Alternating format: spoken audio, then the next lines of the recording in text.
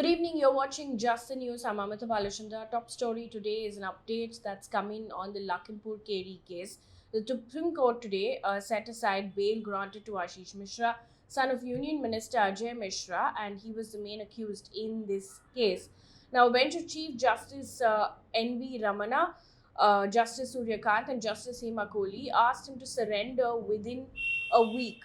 Now, Justice Suryakant, who read the operative part of the order, said, and I quote, the denial of victims to be heard and the tearing hurry shown by the High Court merits the setting aside of the bail order, end quote. Now, family members of the victims of the Lakhimpur Kheri incident had moved to the Supreme Court challenging the Allahabad High Court order which had granted Ashish Mishra bail. Now, on October 3rd last year, 8 people were killed in Lakhimpur Kheri during violence that erupted.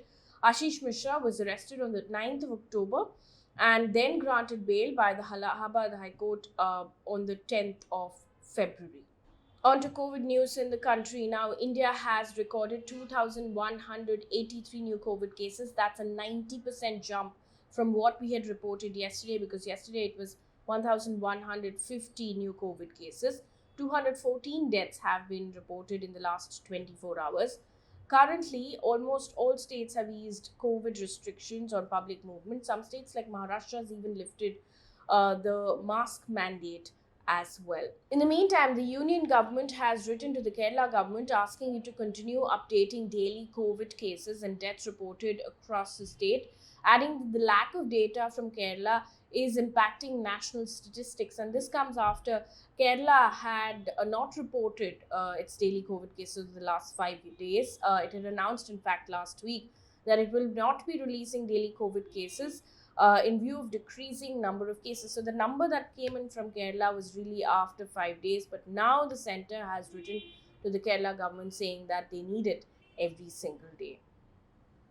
In view of increasing COVID cases now, Uttar Pradesh government has made it mandatory for people to wear a face mask in public places in the capital city of Lucknow and 6 NCR districts. Now, the 6 NCR districts are Gautam Buddha Nagar, Ghaziabad, Hapur, Meerut, Bulandshahr and Baghpat. Moving on now, news coming in from Gujarat, and this is a worrying piece of news because we've seen in the last couple of days a series of communal incidents take place in the country. This comes in from Gujarat. A minor road accident has led to a communal clash in Gujarat's Vadodara city. The police said rioters threw stones, vandalized a shrine and damaged some vehicles. 3 people have been injured and 19 have been arrested. Now, according to the police, the clash broke out following a road accident involving 2-wheelers belonging to people from 2 different communities in the city's Rapura locality. The matter escalated, and in no time, people from 2 communities gathered and hurled stones at each other. Not just in Gujarat, but there was an incident that took place in Karnataka's Hubballi as well.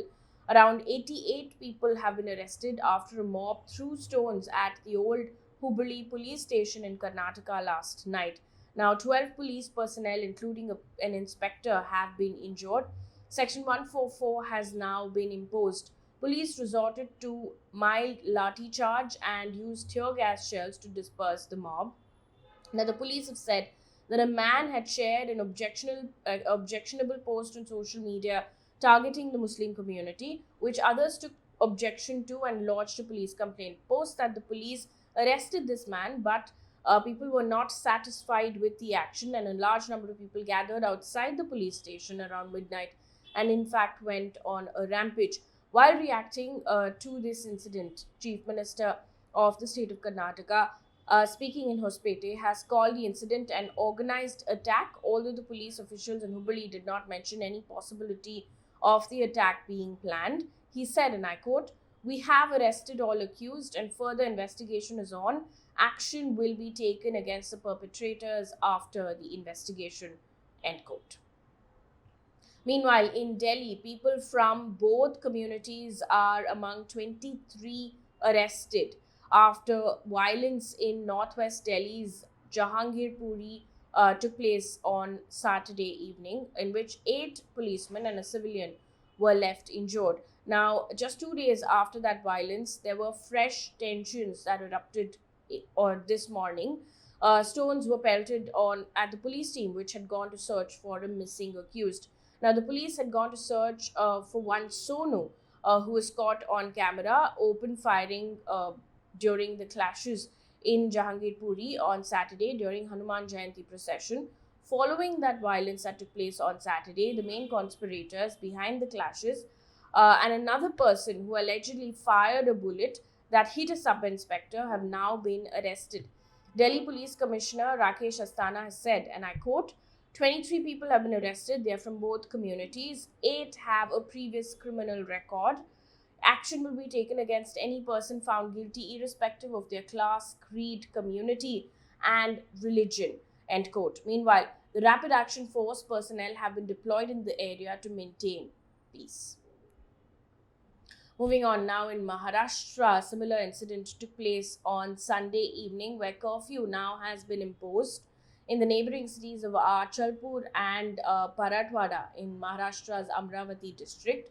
While communal violence broke out on Sunday evening because a person hoisted a saffron flag in a Muslim dominated area. Following this, members of both the communities threw stones at each other. And this is according to Indian Express, which has said that no deaths or loss of property were reported, although 2 policemen sustained minor injuries. So far, 23 people have been arrested for rioting and assaulting on duty personnel, and FIRs have also been registered by the police. In an update in the Khargone clash that took place during Ram Navami procession, according to the Indian Express, a 28-year-old man who had gone missing during the communal clashes in Madhya Pradesh's Khargone city on April 10th was declared as the first casualty in this violence by the district administration today. Now, the family members alleged a cover up by the police. They claim that his body was kept at a government hospital for 8 days without informing them. Now, the district administration has announced 4 lakh rupee compensation to his family. The Home Minister of Madhya Pradesh has said that investigation is currently underway and murder cases have been registered against 7 to 8 people. To give you a bit of a background, on the 10th of April, some people had allegedly hurled stones at a Ram Navami procession, objecting to loud and provocative music being played in the Talab Chowk area of Khargone. Subsequently, clashes broke out and at least 24 people were reportedly injured.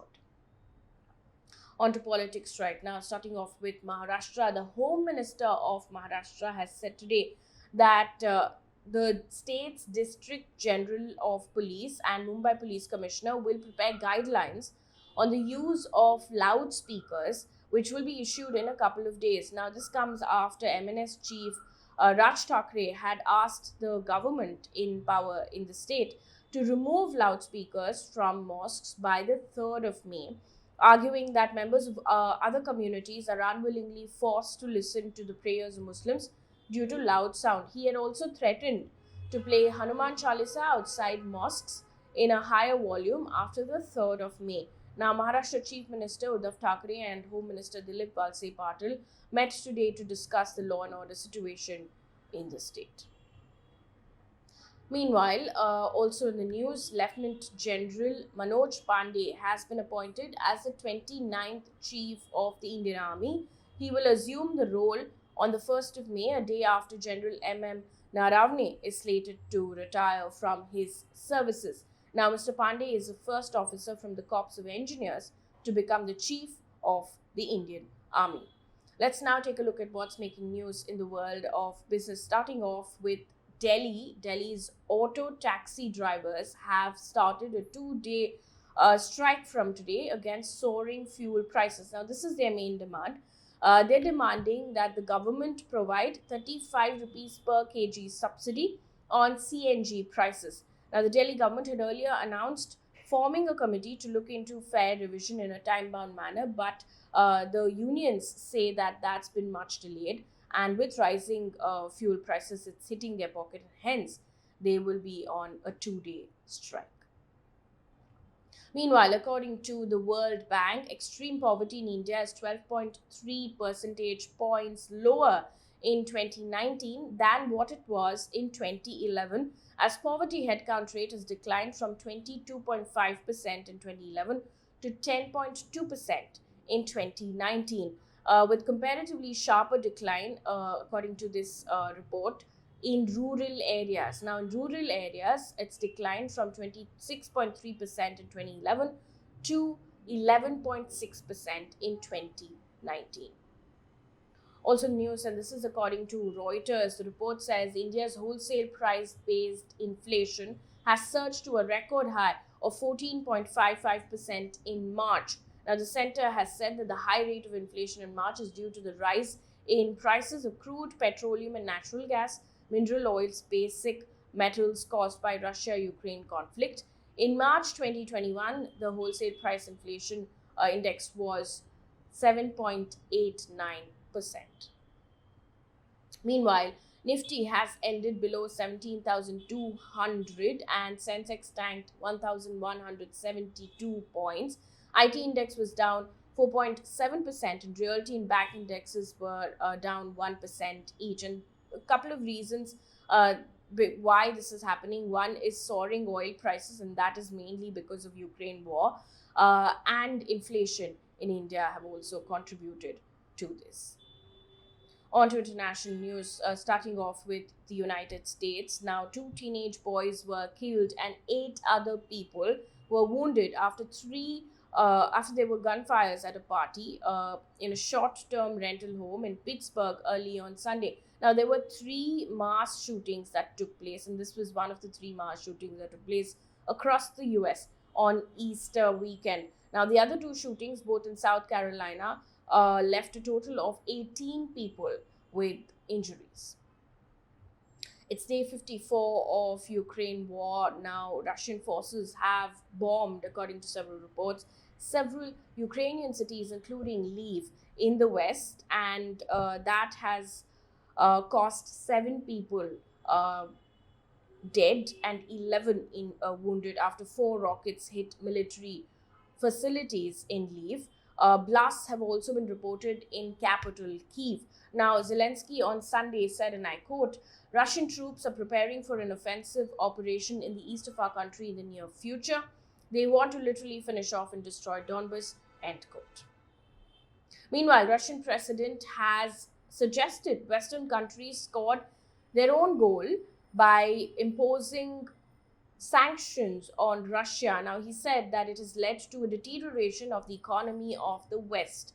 Speaking about Russia's domestic economy, Putin has said inflation was stabilizing and that retail demand in the country had normalized.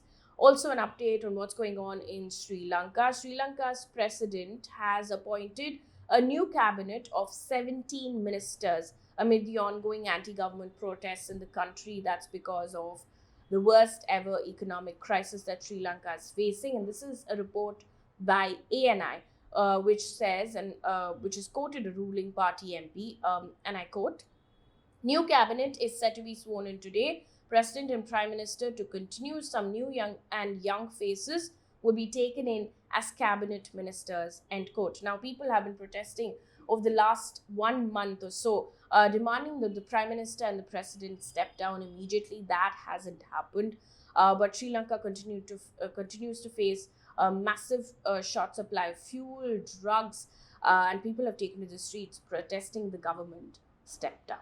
That brings us to the end of this bulletin. Thank you so much for watching. Good night.